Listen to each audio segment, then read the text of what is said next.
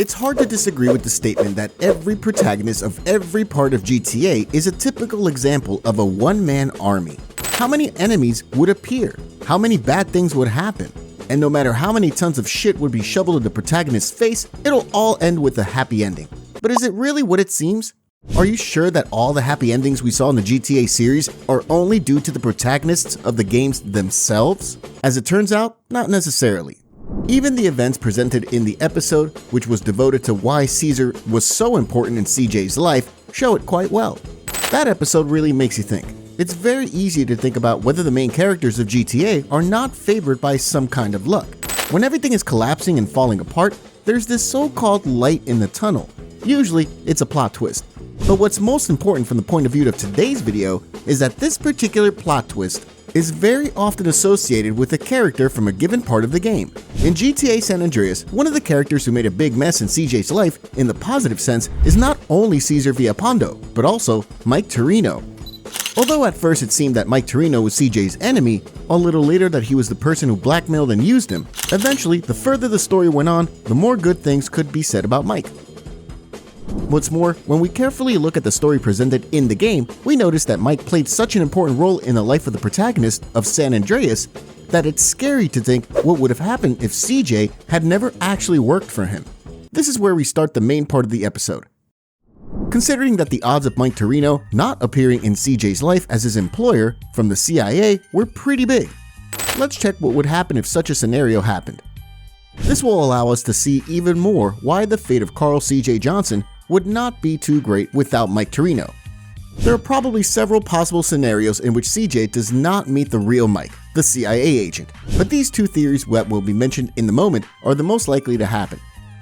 Either CJ does not meet Toreno at the ranch because he's dead, for example in the mission Mike Toreno's Last Flight, or because Toreno does not want to cooperate with CJ, treating him not as a guest who can help him, but as a person who messed up his Contra operation in San Fierro. In the beginning, we'll start with a scenario that happened in the game and in which Mike Toreno does not die in the mission Mike Toreno's Last Flight. This time, the government agent is furious with CJ for completely destroying his plan, in which the Loco Syndicate plays the main role. As we also remember from the episode about the Loco Syndicate, referring to the real world, the creation of drug syndicates used to be an important undertaking on the part of the CIA. The CIA for which Mike Toreno in GTA San Andreas worked.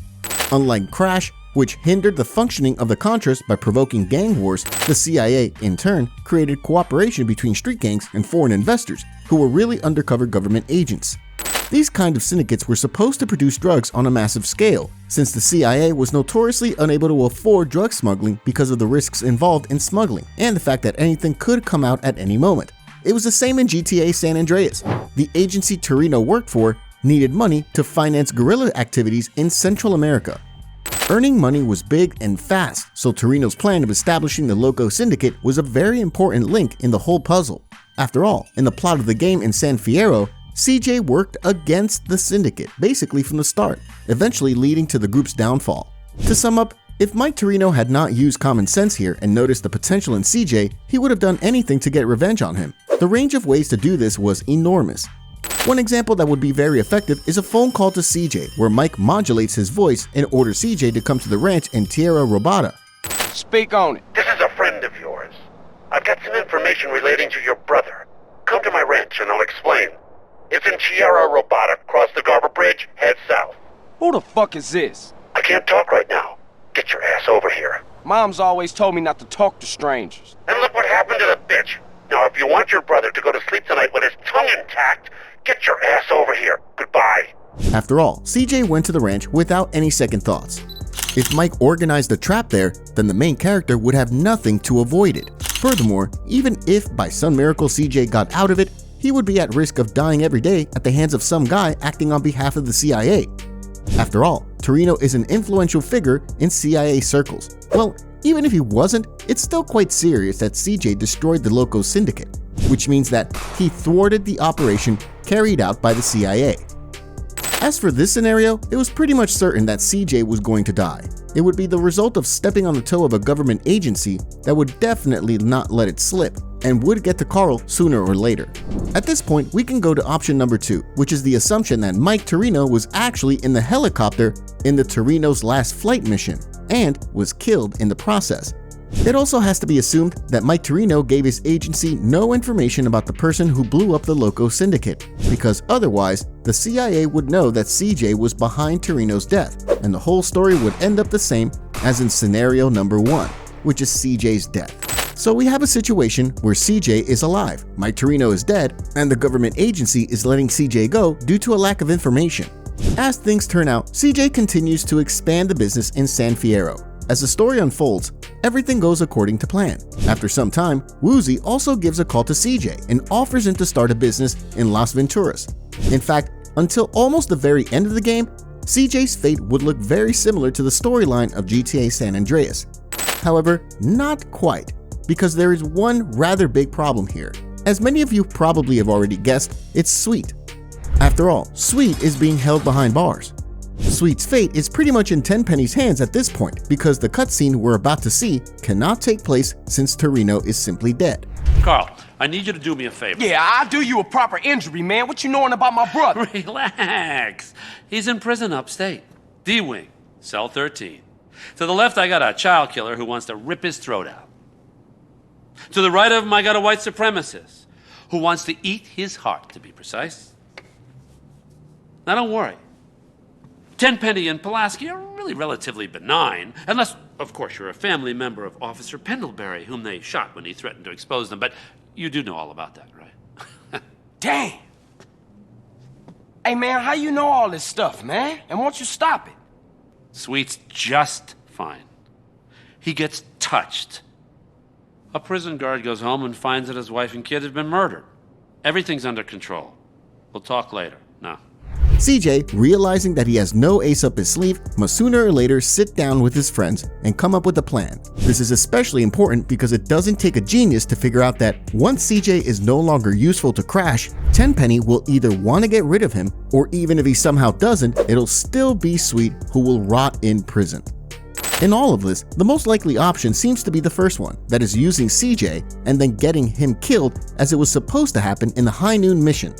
But the most important thing is that CJ must have figured out something else when he was 100% sure that Crash needed him. If CJ had waited to make any move till the High Noon mission, this could have ended badly for him. Even assuming that everything goes the same as in the plot, which is that CJ kills Pulaski in the High Noon mission, the issue still remains under these assumptions. Well, no one, absolutely no one, protects Sweet in prison. When CJ kills Pulaski in the storyline, he knows he has nothing to worry about when it comes to Tenpenny's revenge because Sweet is well protected in prison thanks to Toreno's connections. But it won't happen here because, just a friendly reminder, Toreno is dead in this theory. Summing up this hypothesis, you can see two possibilities here, both of which end in the same way.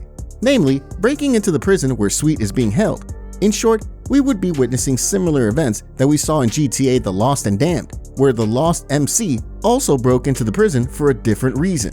Starting with option number 1, this scenario involves making some kind of sensible plan while CJ is still needed by Crash.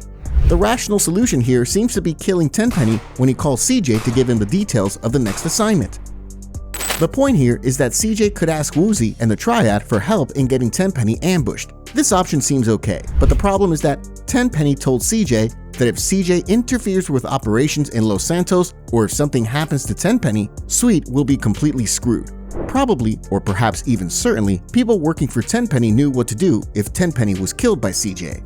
So as we can see, the only option that seems to make any sense in this scenario is to break into the prison to save Sweet. Of course, it's a damn hard plan to implement, but it's hard to do anything better. In turn, taking into account that we saw jailbreak in the GTA series, why should it be unrealistic in this case? Anyway, the jailbreak also ends up happening in the second scenario, where CJ could take no action until the High Noon mission. In this situation, Tenpenny either organizes an assassination attempt on CJ or makes it clear to him that if Carl decides to kill him as well, Sweet will not last long. Given each of these options, CJ cannot remain passive and must act. And now, assuming that CJ rescues Sweet from prison and eventually deals with Big Smoke and Crash, we see that without Toreno, the further fate of the characters would not be too interesting. Well, Mike's connections allowed Sweet to legally leave prison. So even if all the events we talked about today actually happened, CJ and Sweet would be wanted by law enforcement. Sweet would still have all the crimes he was incarcerated for, plus an escape from jail. And just to mention, it wouldn't be any better in the case of CJ. With all these issues already discussed, it's probably clear what would have happened if CJ was not working for Mike Toreno. Although the government agent exposed CJ to death many times, he ended up paying him a really solid reward for it. Not only was Sweet able to feel safe while in prison, but he also walked out of there as a free man.